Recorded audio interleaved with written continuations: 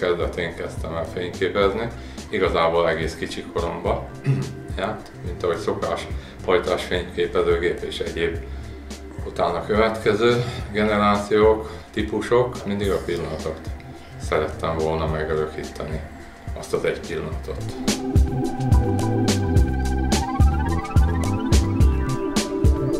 Az autózás az 1993-tól, tehát a Suzuki-val, akkor jegyeztük el egymást, de 1985. januárja óta, mint egyéni vállalkozó, autókat javítottam.